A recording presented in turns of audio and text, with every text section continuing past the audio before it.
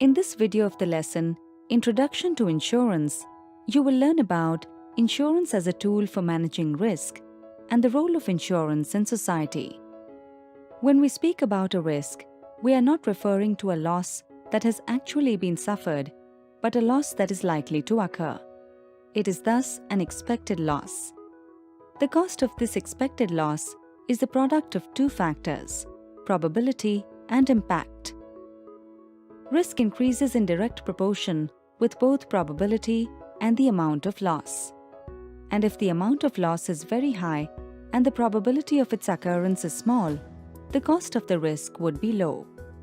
When deciding whether to insure or not, there are certain number of factors that one should consider. Firstly, don't risk a lot for a little.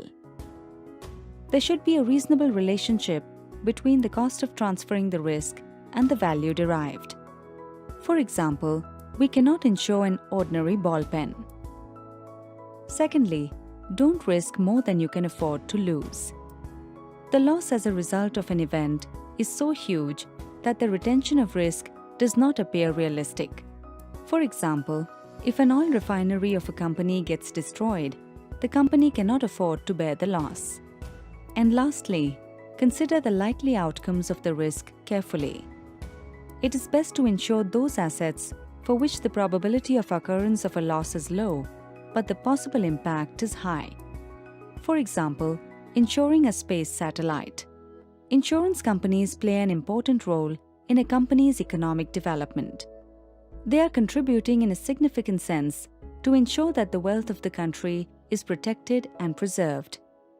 Some of their contributions are: their investments benefit the society at large. The funds they collect are held for the benefit of the policyholders. Insurance protects the capital in industry and releases the capital for further expansion and development of business.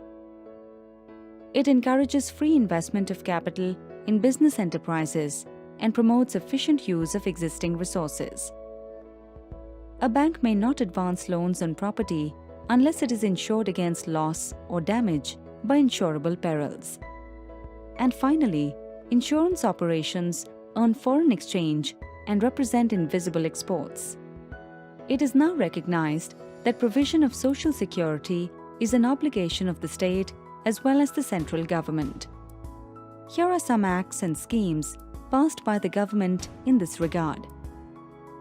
Employees State Insurance Corporation, under the Employees State Insurance Act 1948, pays for the expenses of sickness, disablement, maternity, and death for the benefit of industrial employees and their families. Several schemes such as Rashtriya Krishi Bima Yojana, Pradhan Mantri Jeevan Jyoti Bima Yojana, Pradhan Mantri Suraksha Bima Yojana, and Rashtriya Swasthya Bima Yojana have been sponsored by the government. All the rural insurance schemes operated on a commercial basis are designed ultimately to provide social security to the rural families. Apart from this support to government schemes, the insurance industry itself offers on a commercial basis insurance covers which have the ultimate objective of social security. For example, Janata Personal Accident, Jan Arogya, etc.